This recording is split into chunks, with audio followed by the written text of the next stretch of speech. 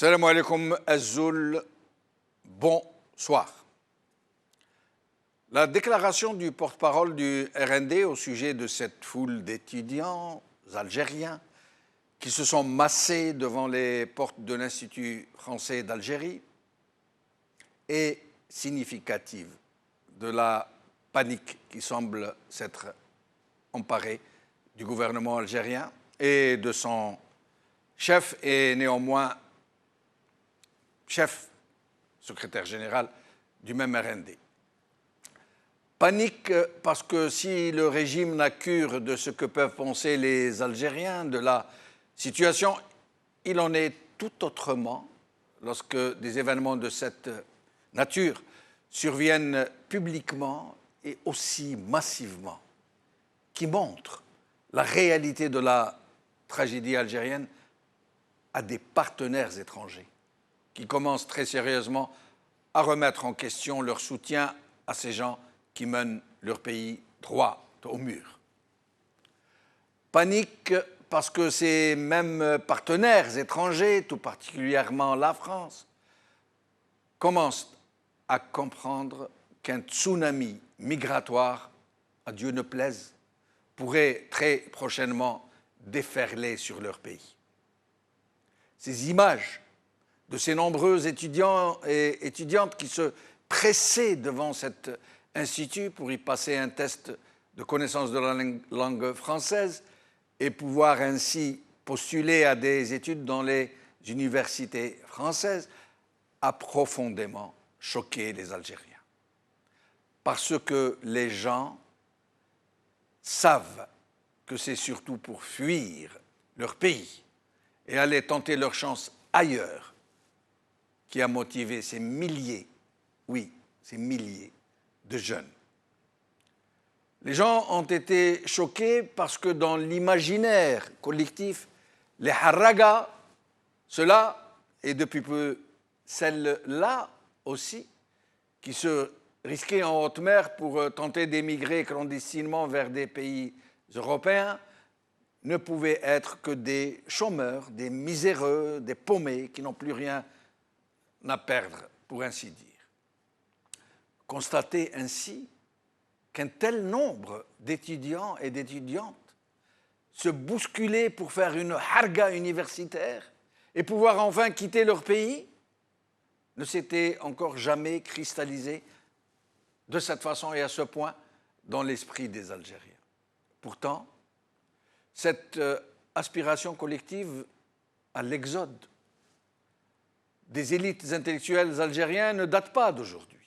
Cela fait des années maintenant que des diplômés d'études supérieures partaient, mais de façon individuelle, pour ne plus revenir et pour faire leur vie ailleurs, là où ils peuvent exercer dignement leur art, là où l'avenir de leurs enfants est assuré, dans ces pays méritocrates qui ne sont pas dirigés par des mafieux, où il n'est pas nécessaire d'avoir du piston, d'être le fils d'un baron du régime pour pouvoir réussir dans la vie.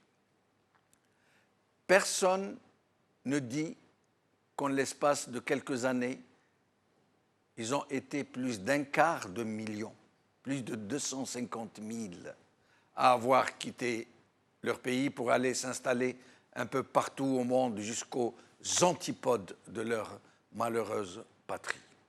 Un quart de million, en quelques années seulement. Tous des élites, des universitaires. Oui, ce n'est pas pour rien que le parti de Ouiahia dénonce ainsi avec une telle violence cette expression massive des étudiants de leur ras-le-bol et de leur détresse. Et bien sûr, comme à leurs habitudes, ce sont les slogans éculés d'un patriotisme de mauvais aloi qui nous sortent encore. Écoutez ce que dit le porte-parole du RND. Je le cite.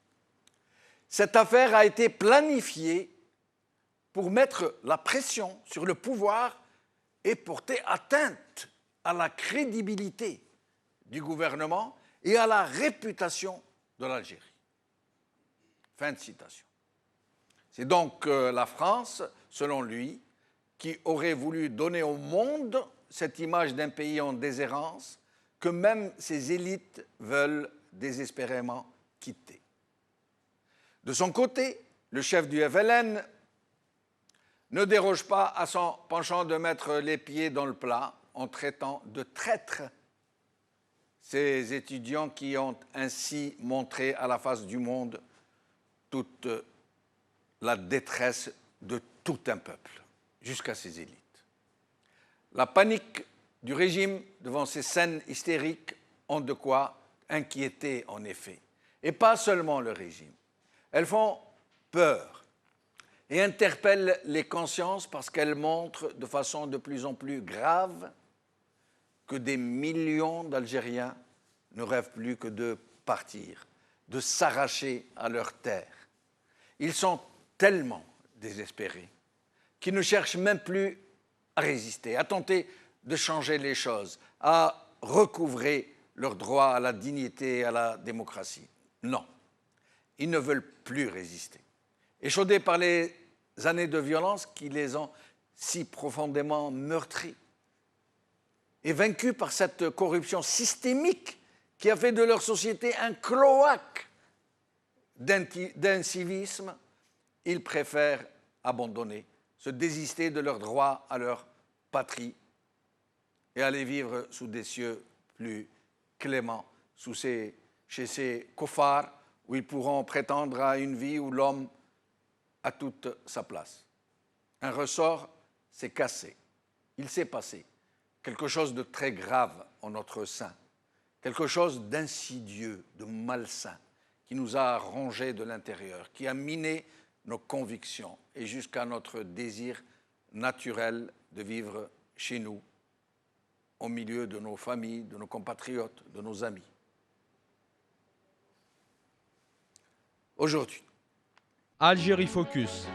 Alger, une foule impressionnante d'étudiants aux portes du Centre culturel français, par Massinissa Mansour.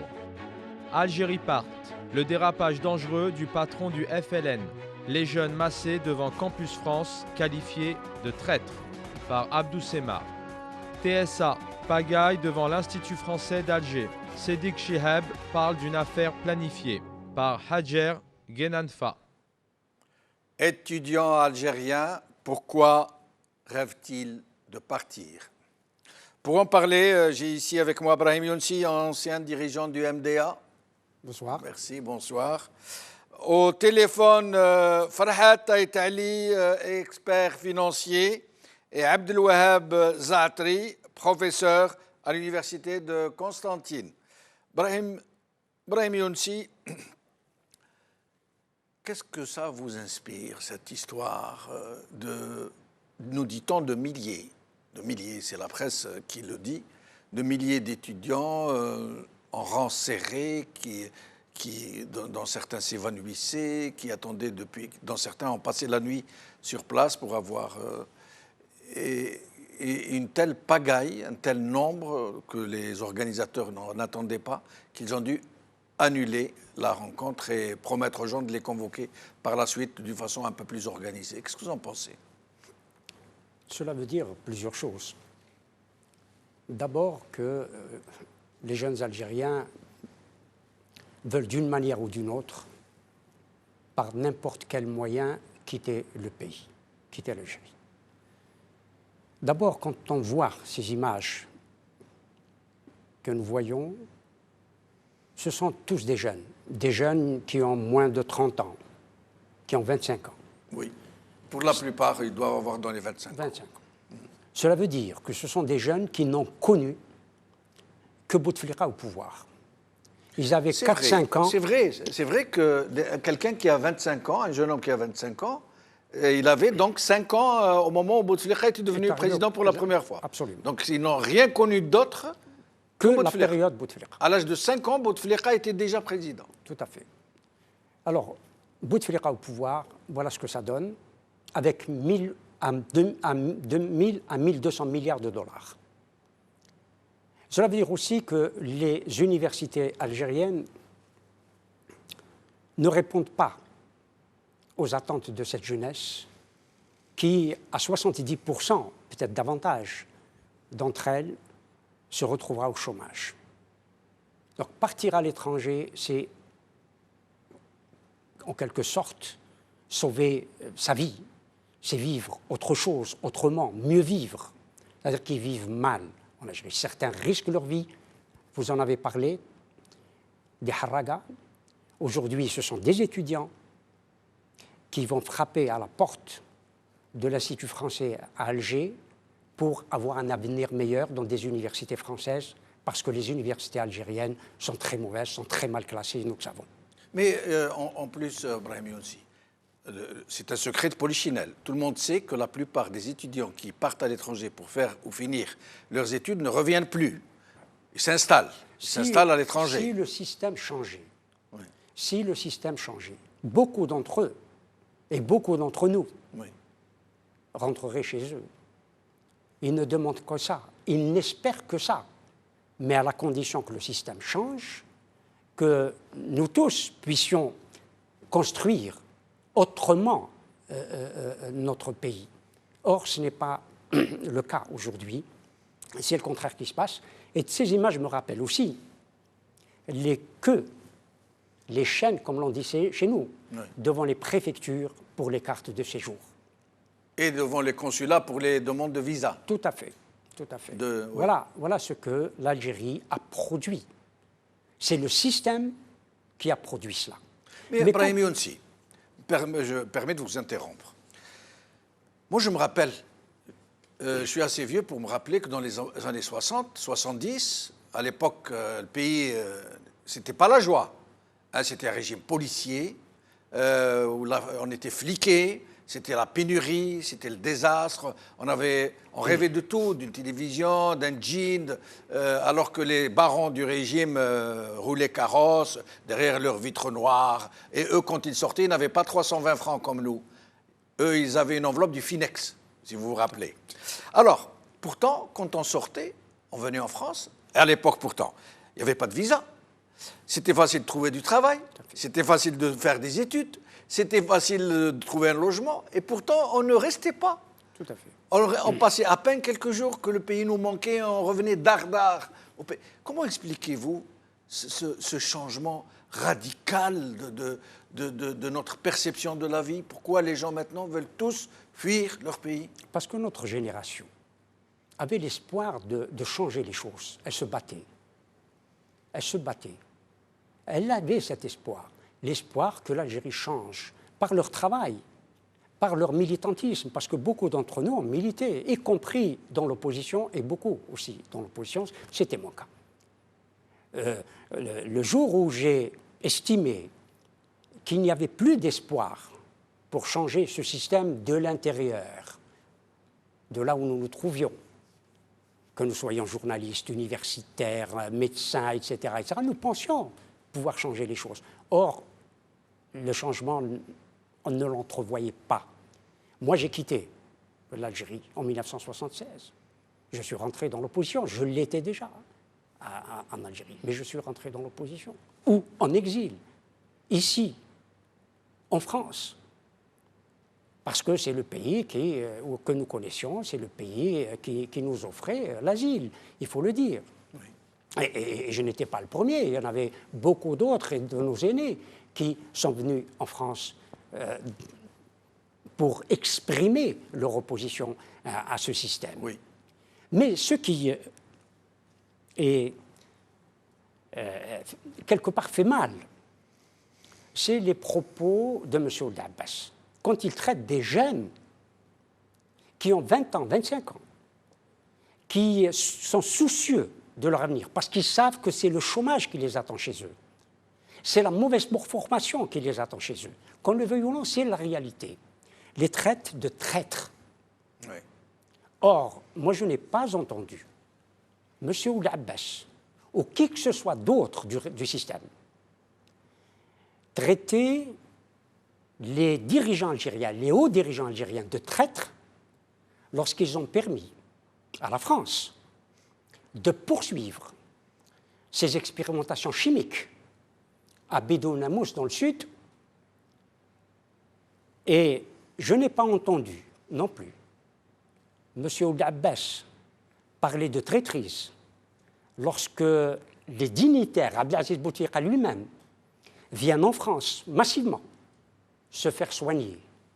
Je n'ai pas entendu M. Ould Abbas parler de traîtrise lorsque Abdelaziz Bouteflika a tenu un conseil sur la sécurité de l'Algérie dans un institut militaire, une institution militaire qui est l'Institut national des Invalides où il était hospitalisé.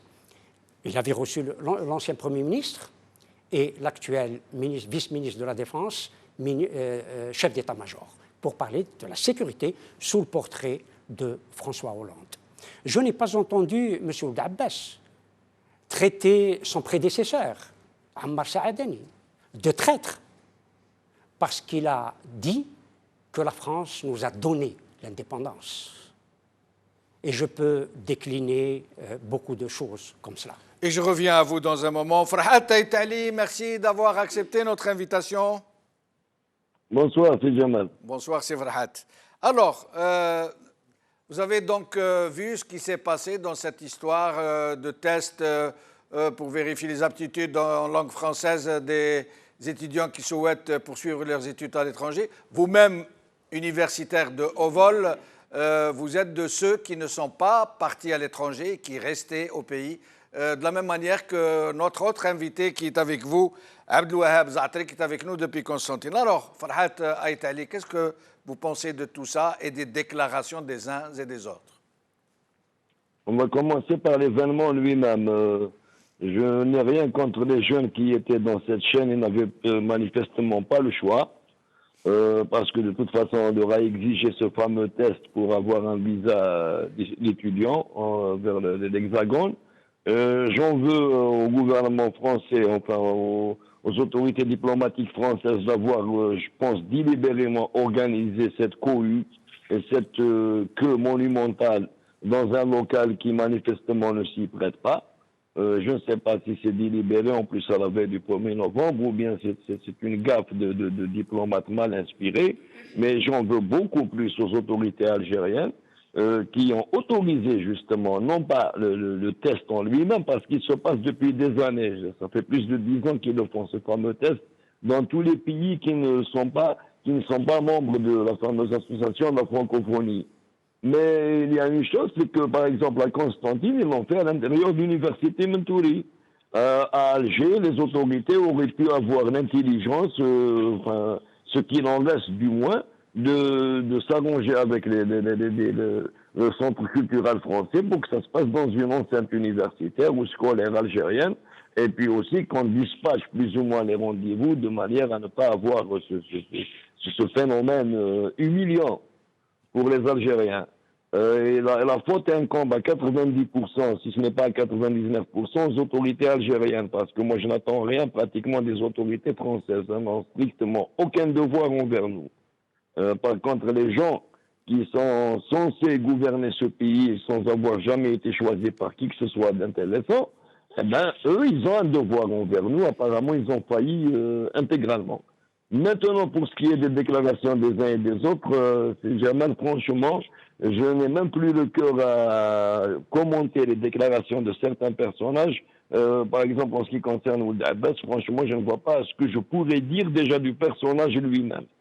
Il ne me revient pas intégralement de par sa genèse et tout son cheminement qui est pratiquement obscur et franchement louche, jusqu'à ses déclarations et à ses agissements. Pratiquement, c'est un courtisan professionnel, c'est un larbin, c'est quelqu'un dont on ne peut pratiquement pas commenter les agissements, particulièrement quand il traite des milliers de jeunes Algériens qui, certainement, parmi eux, une bonne partie a des ancêtres, si ce n'est pas des parents, maquisards, si ce n'est pas des grands-parents décédés durant la Révolution, morts au combat, ce qui n'est pas du tout son cas, même s'il prétend être un grand révolutionnaire, ce qui reste à vérifier, et ce qui m'étonnerait fort, parce que quand on voit les agissements du personnage à la fin de sa vie, je doute fort que ce genre d'individu ait fait quoi que ce soit d'utile dans sa vie quand il était jeune. Maintenant, revenons au RND, qui s'est même amusé à entrer dans l'exégèse des hadiths On cite un hadith qui n'existe pratiquement dans aucun volume de fiqh, de exégèse religieuse. Le hadith qui n'existe pas, c'est une citation du Moyen-Âge qui a été collée comme hadith mais qui n'a jamais existé, qui n'a jamais été dite pour expliquer que des milliers de jeunes Algériens aient choisi particulièrement l'Hexagone de tous les pays du monde pour aller chercher justement l'ilm, alors qu'ils étaient censés, avec les universités qui prétendent avoir construites, à des milliers de professeurs qu'ils prétendent payer, fournir exactement ça. À la limite, pas la formation universitaire, ils étaient censés fournir aux Algériens un cadre de vie qui les dispense de partir comme des désespérés. Ça avait tout l'air d'une queue de réfugiés et non pas d'étudiants. Donc, les deux partis dont vous parlez et leurs chefs sont les deux mamelles du malheur. Mais Farhat Aitali, quand vous dites que cette farce, j'allais dire, a été délibérément organisée, vous dites la même chose que le RND en fin de compte, parce que lui, c'est ce qu'il avance. Mais plus que ça, il dit cette affaire a été planifiée pour mettre la pression sur le pouvoir et porter atteinte à la crédibilité du gouvernement et à la réputation de l'Algérie. Mais pourquoi la France ferait-elle ça? Non, c'est Jamal. C'est Jamal Bachin Tfam. Je ne suis pas le RND. Le RND n'est pas fondé à dire ça. Moi, je ne suis pas au pouvoir. Oui. Moi, je n'ai pas le pouvoir d'empêcher ce genre, justement, de manœuvre ou ce genre d'événement. Eux, ils ont le pouvoir de l'empêcher. Moi, je n'ai pas autorité. Je ne suis pas le Wali. Le centre culturel français se trouve directement vers la wilaya. Il est collé au mur de la wilaya. Et le Wali, il a des prérogatives de police, de préfet. Il y a même un commissariat, d'ailleurs, qui est célèbre pour les arrestations d'opposants et de manifestants à Alger, le fameux commissariat Cavignac, qui manifestement est sorti admirer la queue. Donc le RND, qui, dont le chef est justement présentement chef du gouvernement, il est vraiment malvenu de faire ce genre de remarques. Maintenant, porter atteinte à la réputation de l'Algérie, ou je ne sais pas quoi, s'il y a bien quelque chose qui porte atteinte à l'Algérie, à sa réputation, sa stabilité, son avenir, son présent, c'est bien cette gouvernance, et particulièrement celle représentée par ce RND. Donc je ne partage pas cette thèse. Ils sont vraiment malvenus de se cacher derrière une agression extérieure. À ma connaissance, qui traînent à Paris et qui font les agences immobilières pour chercher des hôtels particuliers, ce n'est pas nous. Restez avec nous, Farhat Aitali. Abdelouhab Zaatri, merci d'avoir accepté notre invitation. Merci à vous. Abdelouhab Zaatri, vous qui enseignez à l'université de Constantine, d'après vous, ces milliers d'étudiants qui tous rêvent de pouvoir partir en France, finir ou faire leurs études, ils le font vraiment pour leurs études ou est-ce que c'est juste le besoin irrépressible de partir, de quitter ce pays? Absolument pas, si Jamal. Moi, je suis en contact permanent et quotidien et même avec plusieurs universités en parallèle. Je travaille avec plusieurs universités en parallèle. Vous évoquez là un sujet vraiment très, très important, moi qui me fait mal au cœur parce que chaque jour, nous voyons partir des cerveaux algériens, des compétences et qui partent parce qu'ils ont mal, parce qu'ils ont le désespoir au cœur, parce qu'ils ne trouvent pas d'issue, parce que c'est un pays bloqué, aucune initiative n'est possible si vous n'êtes pas soutenu, si vous n'êtes pas riche. Et donc, ils n'ont de solution actuellement que d'aller ailleurs, d'aller vendre leur talent ailleurs. Et cette déperdition, c'est une mauvaise gestion de la ressource humaine et c'est la ressource la plus précieuse pour tous les pays. Dans tous les pays, on cherche à s'accaparer cette ressource humaine avec tous les moyens possibles. J'ai vu aux États-Unis les chasseurs de tête. Ce sont des gens qui, dans un séminaire, ils sont là, ils sont payés par les entreprises, l'armée, la CIA et tout, qui viennent dans des séminaires et des conférences pour chercher des têtes. Et quand les personnes qui ont des compétences terminent leur conférence, ils les accostent et leur disent « Voici la carte de visite, venez travailler chez nous et vous n'aurez aucun problème ». Ça, c'est les pays qui veulent avancer. Chez nous, on fait le contraire. Les compétences qui sont chez nous, on est en train de les bloquer de partout pour les faire fuir. Et c'est vraiment horrible parce que هذه هي la ressource la plus précieuse dont peut disposer un pays. Et je vous remercie infiniment pour avoir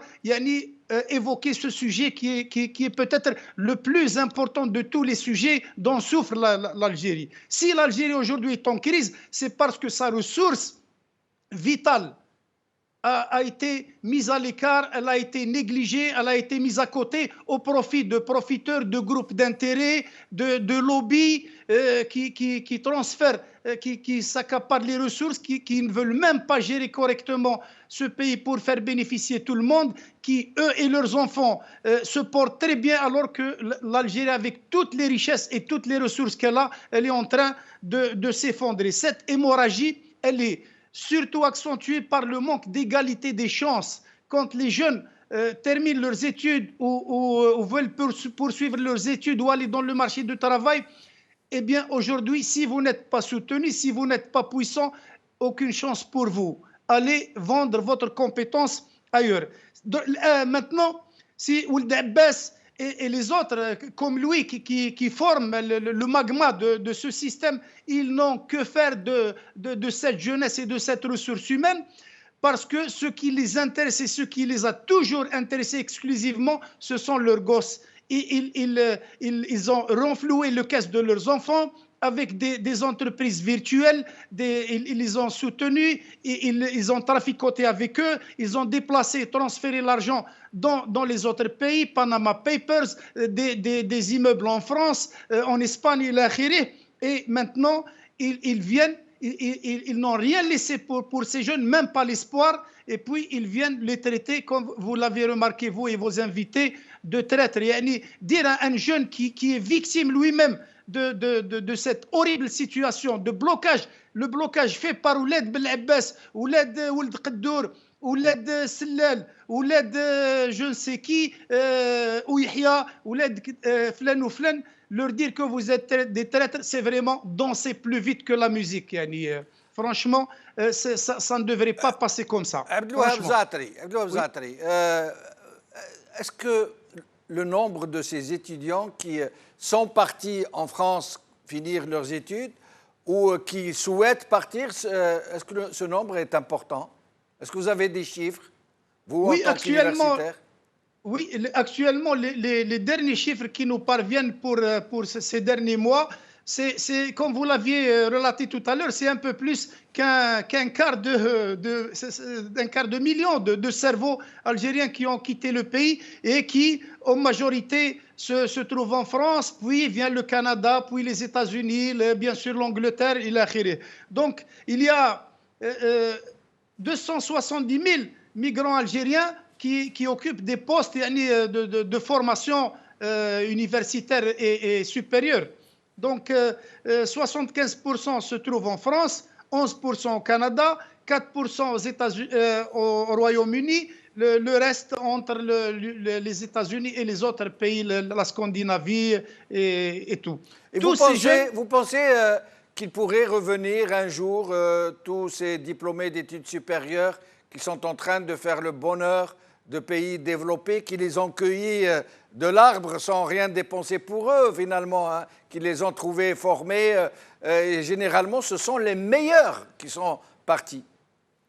Absolument. Le rêve, et j'en connais beaucoup aux États-Unis, en France, en Finlande, en Hollande, dans tous les pays, en Belgique, en Suisse. Le rêve, c'est de vivre comme tous les enfants de ce monde dans leur propre pays, autour de leur famille, et pour faire bénéficier de mettre leurs compétences au service du développement de leur pays. C'est leur rêve. Mais ces gens qui ce sont eux les tueurs d'espoir et les tueurs de rêve, dans ceux qui sont partis et ceux qui partiront aussi demain.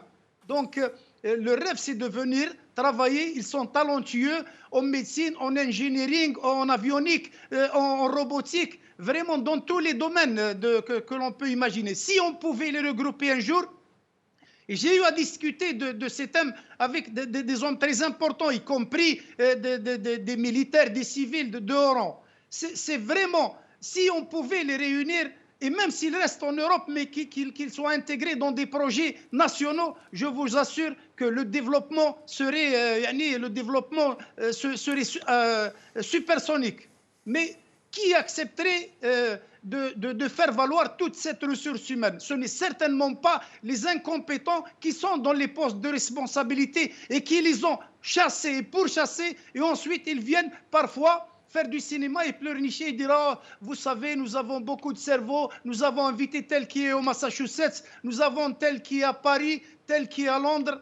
Yani, Restez avec nous, Abdelouahab Zaatri, je reviens à vous dans un moment. Brahim Younsi, d'abord, sur ces gens dont nous parle Abdelouahab Zaatri, c'est 250 000 tout de même, hein, d'après certains chiffres. Est-ce qu'ils reviendront un jour? Est-ce qu'ils n'ont pas fait leur vie ailleurs? Est-ce que leurs diplômes et leurs qualifications pourront leur permettre, même s'ils veulent revenir, même s'ils veulent faire déménager leurs enfants, est-ce que leurs qualifications, est-ce qu'ils pourront trouver un terreau favorable pour pouvoir exercer leur art, leur talent, leurs connaissances? J'ai répondu à cette question par anticipation.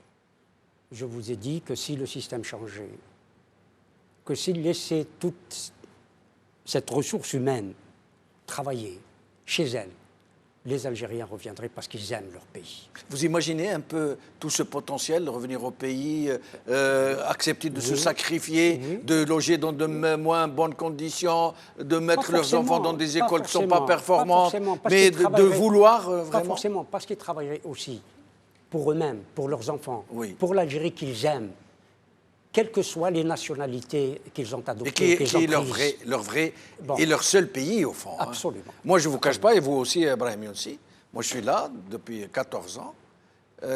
Très franchement, je ne me suis jamais chanté chez moi. Franchement. Pourtant, c'est un pays qui m'a accueilli, où je suis bien avec ma famille, mais je ne suis pas chez moi. Ça fait 40 ans que j'y suis. 40 ans. Si le système changeait, je ne pourrais peut-être rien faire, rien construire. Mais il y en a d'autres qui construisent. C'est peut-être fini pour moi. Mais je rentrerai demain, à la condition que le système change, que les Algériens vivent en sécurité, que l'on ne vienne pas vous chercher la nuit dans votre chambre.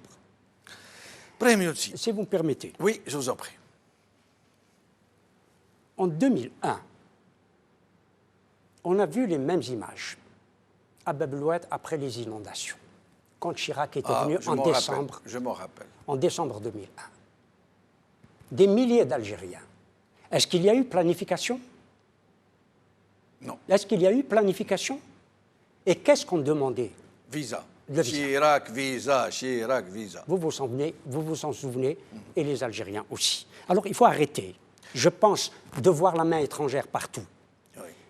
La souveraineté française est après les portes, comme nous avons vu. Là, nous sommes dans la souveraineté algérienne, dans la rue. Ce sont des policiers algériens. Vous vous rappelez ce qu'avait dit Bouteflika à l'époque? Il avait été blessé par un jeune qui lui avait crié devant Chirac « Chirac, Chirac, visa, visa ». Alors, lui, il a fait un discours quand Chirac est parti. La vidéo est sur le YouTube. Il a fait un discours et il a dit « Ouad, shbab, ja, gal, haka, wa, kada, manna, kada ». Ciao bello, ciao bello, ciao bello, il a dit 3 fois. Absolument. C'est comme si c'était sans... Je suis sûr qu'on aurait vu les mêmes images, la même foule devant l'ambassade canadienne, l'ambassade des États-Unis et d'autres ambassades européennes, si on leur avait offert des visas ou la possibilité d'aller faire leurs études chez eux. Nous aurions vu exactement. Mais justement, c'est la question que je voulais vous poser, Brahim. Je termine là-dessus. Oui. Je termine là-dessus. Il y a des concordances peut-être de date, de période. Demain, c'est le 1er novembre. Bon, c'est vers des institutions, une institution française que l'on court. Mais lorsque le général-major Khanzar a porté plainte contre un sous-lieutenant, Habib Souadia, pour l'avoir, entre guillemets, diffamé à la télévision française. Le procès a eu lieu à quelle date? Et le général-major Khanzar, qui représentait l'État algérien, a accepté de venir et de se défendre devant un tribunal français. Vous n'allez pas me dire le 1er novembre? Le 5 juillet. Ah, le 5 juillet. Un 5 juillet. Un C'est singulier. dire, c'est dire. Bon, alors il faut arrêter avec tout ça. Il faut arrêter avec Il ne tout faut pas oublier aussi, hein, je le dis, je ne devrais pas le dire, mais je le dirai quand même, que l'armée algérienne a défilé ici, elle a paradé le 14 juillet. 14 juillet. Alors il faut arrêter avec ça. donc, Nos dignitaires, les hauts responsables algériens tiennent un discours là-bas et tiennent un autre discours ici. Et ce n'est pas le même. Je voulais vous poser une question. Non, vous allez la poser. Décidément, Ce que je veux vous dire- voulez pas Oui, que je vous pose la question. Vous allez la Ouais, poser, parce ouais. que l'idée est importante, Oui. me semble-t-il. Parce que ceux qui insultent et qui parlent de traîtrise, ils insultent aussi toute l'immigration qui est là. Si elle avait trouvé le travail, du travail chez elle, elle ne serait pas là. Et c'est ça la question que je voulais vous poser, c'était au sujet de l'article 51, Voilà. qui classe C'est des toute la millions. diaspora C'est- en second collège, Ce deux- même pas le droit de se présenter aux candidatures, de certaines candidatures, de postuler à certains postes. Mais je C'est reviendrai 2 millions à 3 millions d'Algériens en France seulement. en France. En France. Et on dit qu'il serait entre 5 et 6 millions dans le monde entier. Farhat Aïtali, vous êtes avec nous, Farhat Aïtali. Je suis avec vous. Farhat Aïtali, moi je me rappelle, je suis un peu plus vieux que vous, donc je me rappelle mieux que vous, que dans les années 60 et 70, les Algériens partaient à l'étranger. Il n'y avait pas de visa à l'époque, surtout en France, où il était facile de trouver du boulot, des logements, de faire des études, très très facilement. Je m'en rappelle très bien. Pourtant, les Algériens ne restaient pas. Et même ceux qui travaillaient ici n'avaient qu'un rêve, construire une maison au bled, s'acheter une 404, construire une maison avec des magasins en bas, ou un champ d'oliviers, ou un commerce quelconque, mais tout le monde ne rêvait que de rentrer au bercail. Qu'est-ce qui s'est passé pour que ça se soit inversé d'une façon aussi bouleversante, j'allais dire, aussi... C'est incroyable, à croire que ce n'est pas la même société, que ce n'est pas le même pays. Oui, c'est effectivement le cas, ce n'est pas la même société. Dans les années 70, nous étions à peu près 16 millions. Les 16 millions, d'ailleurs, ceux qui partaient en immigration pratiquement, particulièrement en France, étaient la plupart du temps ceux qui n'avaient pas de chance d'avoir un boulot en Algérie. Donc, ils partaient spécialement pour trouver du travail, gagner un petit peu leur vie et revenir. Et ce n'étaient pas les intellectuels ni les cadres.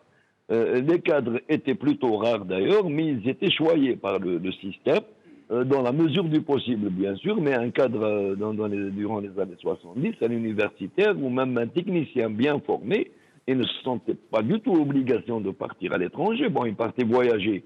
Il était sûr de toute façon de pouvoir entrer dans le pays qu'il voulait, comme il n'y avait pas de visa, comme il voulait, donc il n'était pas obligé de rester, de s'accrocher ou d'essayer par tous les moyens d'y aller. Et comme dans son pays, il avait un boulot, il avait une reconnaissance, un poste. Moi, je me souviens, j'étais jeune à l'époque, j'étais adolescent, mais le peu de cadres qu'il y avait était vraiment de bien dans leur peau en Algérie. Puis c'était une autre société aussi, la vie n'était pas aussi moche qu'on le dit en Algérie. Il est vrai que le système politique était dictatorial. Pour les opposants, pour ceux qui avaient une opposition idéologique au système, c'était très difficile. Mais pour le gros de la société, surtout pour les jeunes qui étaient pratiquement plus ou moins ancrés dans l'idéologie de gauche, la vie n'était pas aussi difficile qu'on le dit. Mais pourtant, Farhat Aïtali, il y avait des pénuries, nous manquions de tout, on n'avait droit à rien. Et on était obligé de regarder les apparatchiks à l'époque du FLN où les officiers de l'armée se paradaient dans leurs belles voitures aux vitres noires, avec la casquette derrière, la lunette arrière. Et nous, on n'avait droit à rien, mais pourtant, on restait, on ne voulait pas partir. Alors qu'aujourd'hui, le pays est un grand bazar où il y a de tout, mais les gens veulent partir. Et jamais cette histoire de casquette à l'arrière et les apparatchiks, c'était beaucoup plus à l'époque de Benjedid. Boumediene aussi. En 75, les 504 étaient plutôt rares. Hein. Moi, je me souviens que ça avait R16. commencé en Il y avait des 79. R16 et des 404 puis des 504. Je me rappelle très bien. Mais le gros de la société n'était pas provoqué par une richesse plus ou moins exubérante et indue. C'est vrai, ils Parce étaient que les gens, discrets, ils avaient leur coopérative, c'était assez discret en effet. Ouais. Sans compter que dans les quartiers, le gros des quartiers d'Alger, le niveau de vie n'était pas tellement éloigné les uns des autres. Les pénuries touchaient 99% de la population. Ce qui n'est pas le cas aujourd'hui. Il n'y a pas de pénurie de toute façon. Il y a une pénurie de moyens financiers. Aujourd'hui, il va vous passer de celui qui peut s'acheter une Cadillac blindée à celui qui ne peut pas s'acheter un millefeuille. Ça pour le côté matériel. Mais il faut se dire aussi que la société a vraiment changé négativement aussi. Sous l'effet, bien sûr, des malfaisances de ces apparatchiks qui se sont multipliés, bien sûr, en quelques centaines de milliers avec le temps, mais aussi sous l'effet d'idéologies qui sont néfastes, qu'elles soient de gauche ou de droite. Beaucoup de jeunes aussi partent en Occident parce qu'ils se sont respirés loin d'un climat d'hypocrisie intégrale aussi. La société est devenue hypocrite, supposée être bigote mais débauchée en underground. Pratiquement, ils vivent des paradoxes. Même eux-mêmes, ils portent des paradoxes dans leur tête. D'ailleurs, c'est quand même curieux. On trouve des gens qui, idéologiquement, ils sont plutôt vers l'Orient, mais quand ils fuient, ils fuient plutôt vers l'Occident. Ce n'est pas une question matérielle, parce que certains pays orientaux offrent des salaires qu'on n'offrira jamais à la France. Quelqu'un qui va au Qatar, il peut toucher 3-4 fois le salaire en France. Mais il n'ira pas au Qatar. Même s'il pense comme les Qataris, mais mentalement, il est branché à l'Occident. Tout le problème est là. Ils ont créé une société névrosée. C'est un régime qui n'a pas de projet de société. Ça ne date pas de Bouteflika. Moi, je me rappelle très bien. Ali Kafi, il avait fait des petites discussions avec les partis de l'époque. Il avait déclaré lui-même que le projet de société, franchement, c'était pas le sujet de l'heure, c'était autre chose. Yamin Zerwal aussi l'a dit. C'est un régime qui n'a aucun projet politique, ni un projet culturel, ni un projet économique. Le seul projet pour chacun d'entre eux, c'est d'arriver et de perdurer. Évidemment, ils ont coopté dans leur sillage pratiquement tout ce que la société pouvait générer comme arrivistes, parvenus, incultes, incapables, y compris surtout les bureaucrates invétérés. Eh bien, tout ce bon monde-là, ça ne crée ni un État, ni un pays, ni une société, et encore moins un projet politique et culturel. Les jeunes, ils ont besoin d'une ambition. Durant les années 70, malgré tout ce qu'on peut reprocher au régime, les jeunes avaient une ambition. C'était peut-être une illusion, mais ils y croyaient. Ils étaient convaincus qu'il y avait une illusion, surtout chez les intellectuels. Moi, à cette époque-là, j'étais lycéen. Je rencontrais dans le train, il venait juste y avoir un train pour étudiants, je rencontrais des étudiants de Bebzouar qui me dépassaient un petit peu l'âge. Ils discutaient. La plupart du temps, ils avaient une discussion politique qui n'était pas une discussion de conflit avec le régime, mais une discussion de ce qu'on va faire de l'Algérie. Le régime n'empêchait pas de discuter de ce qu'il fallait faire de l'Algérie au plan industriel, au plan touristique, au plan agricole. Enfin, ils avaient tort ou raison, mais ils discutaient. Ils avaient cette idée qu'on ferait un jour quelque chose de l'Algérie. Aujourd'hui, tous les Algériens sont convaincus qu'ils ne peuvent rien faire de l'Algérie, qu'elle leur a échappé, qu'elle a été kidnappée l'Algérie, et non pas par des malins ou je dirais même des gangsters intelligents, et elle a été kidnappée par la lie de la société. Quand on parlait tout à l'heure du Ould Abbas, où est-ce qu'on peut bien classer ce personnage? Je ne le connaissais pas, moi, durant les années 70, ce loustique. Moi, je l'ai découvert en 1987. Il était président de l'Union des médecins algériens sans avoir jamais été médecin de sa vie. Il prétend avoir fait de la médecine en Allemagne. Je le défie de montrer son diplôme. Eh bien, ce monsieur-là, aujourd'hui, il veut nous dicter ce qu'est une patrie, ce qu'est un projet politique. Les gens, ils ont de l'urticaire quand ils l'écoutent. Lui, Ahmed Ouahia ou un autre apparatchik du régime. Forcément, ces gens-là sentent qu'en dehors de quitter le pays, il n'y a pratiquement aucune chance de récupérer leur destin ici. Le seul moyen de les garder, c'est justement de relancer une ambition nationale, c'est de relancer un projet national avec des repères précis, dans tous les domaines, bien sûr, de la vie, et pour relancer un projet national, des têtes pareilles devraient disparaître du paysage politique et du paysage médiatique. Restez avec nous. Restez avec nous, Farhat Aïtali. Sur Facebook, un téléspectateur qui nous suit vient de faire une remarque. Il dit que nous nous trompons. Nous, vous et moi, c'est Ibrahim, quand on a dit qu'au moment où ceux qui avaient 5 ans quand Bouteflika est arrivé, en 25 ans aujourd'hui, ils n'ont connu que lui, quelqu'un d'autre a dit oui, oui, c'est vrai. Moi aussi, j'avais 5 ans quand Bouteflika était au pouvoir, à la différence que moi, j'ai 65 ans. Il était au pouvoir quand j'avais 5 ans. Il était ministre déjà des Affaires étrangères. Il était au pouvoir. Zatri Abdelwahab, à votre avis, vous êtes avec nous, Abdelwahab? Bien sûr, oui. Alors, à votre avis, vous qui connaissez si bien l'université algérienne, pour y avoir travaillé pendant si longtemps, pour y enseigner toujours, pourquoi de plus en plus des étudiants et des universitaires montent au créneau pour dénoncer la situation qui a lieu dans l'université, la médiocrité, et j'allais dire la médiocratie qui y règne? Oui, cela va de soi. Il suffit d'aller voir sur le terrain ce qui se passe. Sur le plan de leur vie quotidienne, les étudiants sont entassés dans des cités universitaires, ils n'ont pas les commodités de la vie, ils vivent un tas de difficultés bureaucratiques. Ensuite, sur le plan de leur formation, franchement, ça laisse à désirer. Je peux comparer parce que j'ai vu beaucoup de pays, même des pays qui nous ressemblent, comme par exemple, plus ou moins qui nous ressemblent, comme je ne sais pas, la Turquie, l'Afrique du Sud et certains systèmes de formation. Franchement, nous sommes classés parmi les derniers et ce n'est pas et les gens ne se sont pas trompés sur notre compte.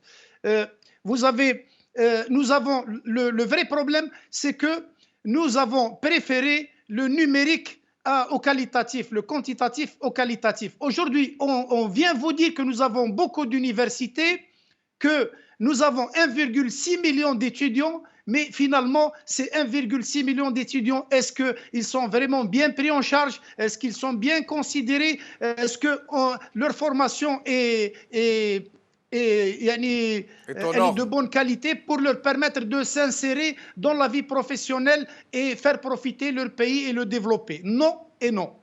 Et d'abord, eux, leur formation est fragile.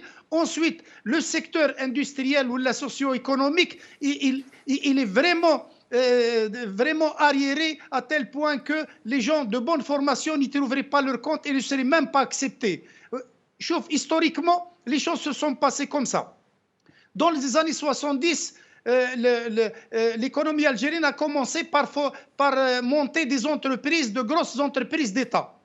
Avec cela, les responsables de l'époque ont envoyé un certain nombre d'ingénieurs de formation de qualité vers les meilleures universités au monde. Mais à leur retour, il y avait des changements politiques. Le système socialiste était devenu un peu désuet et ces gens-là n'ont pas pu trouver leur place. Est ensuite venue la période de Chedli où il fallait opérer une ouverture vers disons, le système libéral. Ils n'ont pas réussi parce qu'ils ont fait une fausse manœuvre. Ils ont maintenu le système qui ressemblait à un système socialiste en sous-traitant un petit peu le système. Et je suis obligé de vous interrompre, Abdelwahab Zatri, malheureusement, mais je vous promets qu'on va préparer une émission. C'est tellement intéressant ce que vous nous dites pour vous permettre de vous exprimer plus avant et plus profondément sur ce crucial sujet. Brahim Younsi, je ne vais pas vous poser la question de l'article 51 parce qu'il ne reste plus de temps. Vous avez 1 minute avant que nous passions quelques images. 1 minute précisément. D'abord, j'ai entendu Farhat Ali dire pourquoi les gens ne vont pas au Qatar. Parce que ce n'est pas des États de droit. Parce que les intellectuels algériens ou les Algériens bien formés, qui ont une technicité, qui veulent vendre aussi leur savoir, ne vont pas dans ces pays parce qu'ils ne trouvent pas la liberté nécessaire. La liberté qu'ils veulent, ils viennent dans des pays occidentaux, qu'on le veuille ou non, c'est une réalité. En France, on l'a dit tout à l'heure, au Canada, aux États-Unis, au Royaume-Uni, etc., en Suisse, aux Pays-Bas, etc. Bon, voilà. Mais quand l'État, lui, vend la main-d'œuvre algérienne, vend les bras algériens à la France, 350 000 travailleurs algériens ont été négociés par contrat avec la France en 1968. Oui. Cela n'est pas du tout pris en considération. Ce n'est pas vendre... et je me permets de vous interrompre, malheureusement, nous sommes arrivés à la fin de l'émission. Merci à vous, Brahim Younsi, merci à Farhat Aitali, merci à Abdou Habzatri, merci à vous, chers amis, de nous avoir suivis. Restez avec nous, nous allons vous montrer quelques images.